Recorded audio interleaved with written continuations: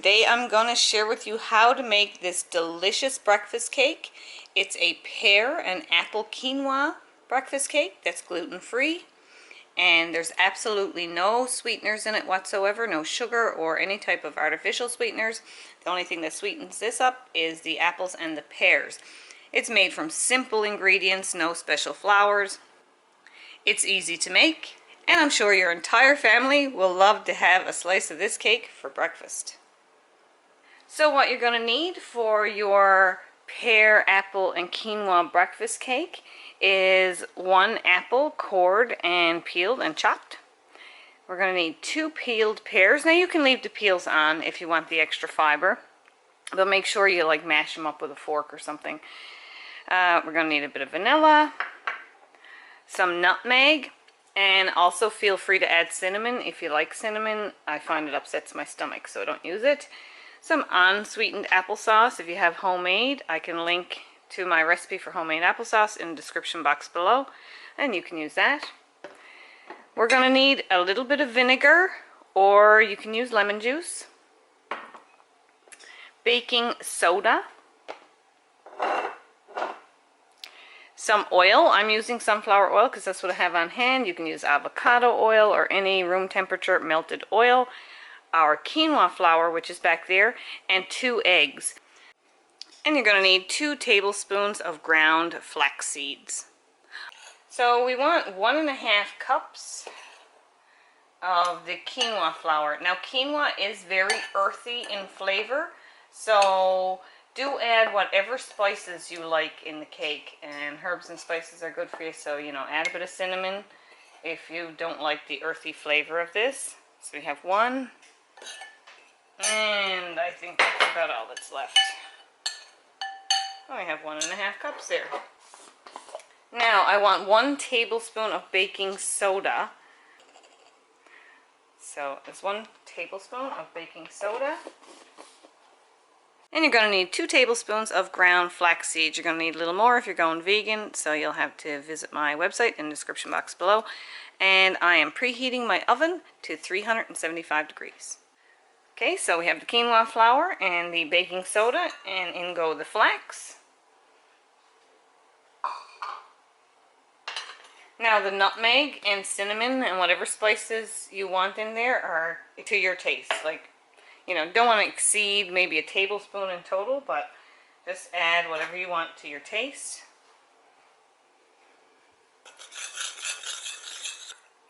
Now the reason I call this a breakfast cake is there's absolutely no sweeteners in this whatsoever aside from the pears and the apple. If you want it as a sweeter cake, you can always add a little drizzle of maple syrup over top after it's cooked. But this is sweet enough just with the apples and the pears. So we want to mix that good. I'm going to get all that baking soda through there. Nothing worse than getting a lump of baking soda in your mouth when you eat a cake.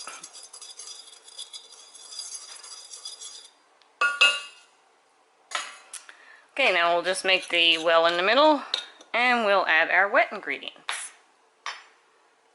So we'll add in the 2 eggs,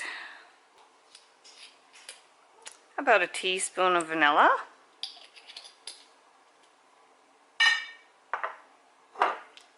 about 1/4 cup of oil,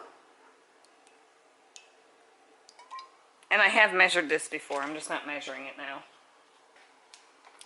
Then we're going to put in 1/2 cup of applesauce. This is a very fragrant applesauce.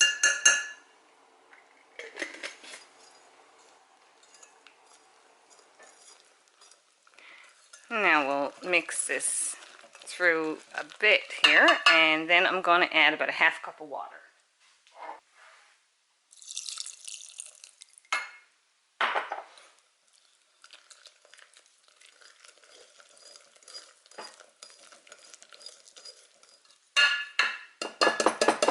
Now I'll mix it up with the blender.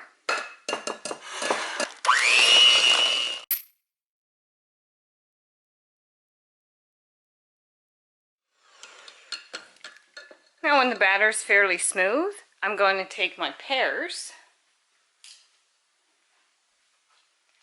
and I'm going to sort of just chunk it in there because I'm going to mash it.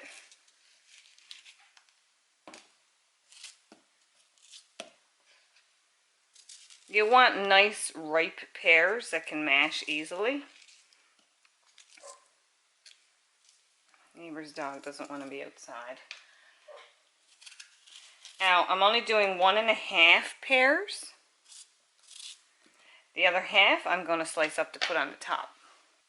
So I'm just actually going to use my blender as a masher.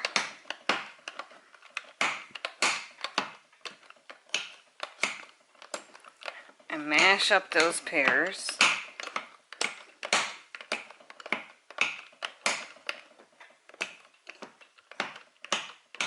And then I'll start blending on low and I'll turn up the speed.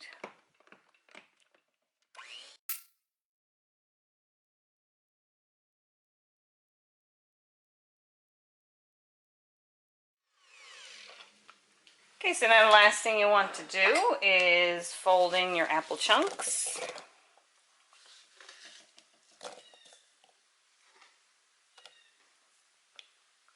And your tablespoon of vinegar or lemon juice, and this activates the baking soda that was in there.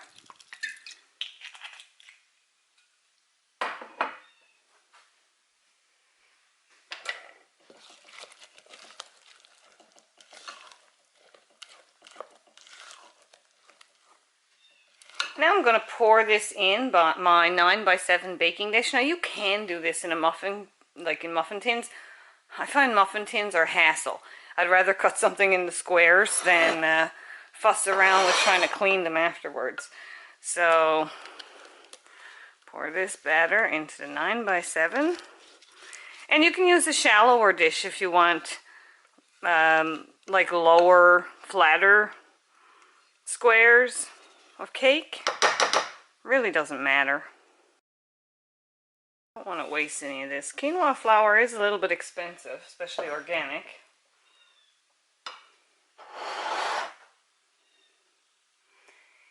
Now, where there's no sweeteners in this, I'm going to slice up the rest of that pear and put it on the top. You want some nice sweet pears. Taste your pears first. It's perfect for when your pears are just starting to turn a little brown and they're a little overripe, just like bananas. It'll be sweeter and it'll make a nicer cake. So now I'm just going to put the rest of the chopped up pear on the top of the cake. Or you can make little thin slices with your pear and overlap them, or whatever you like if you want it to be pretty. I don't really care so much, as long as it tastes good. Okay, and now we will put it in the oven, and I'll show you what it looks like when it comes out. So here it is out of the oven, and I generally cut this into 8 equal pieces, or close to equal. I generally let it cool before I cut it, but cutting it here for video purposes. And now I'll plate it up. And it's surprisingly sweet. So here it is, our gluten-free apple and pear quinoa breakfast cake. It's really delicious, and it's actually surprisingly sweet because there's absolutely no sugar or sweeteners in it of any kind except for apples and pears. Now when your kids ask you, "What's for breakfast, Mom?" you can say, "We're having cake for breakfast."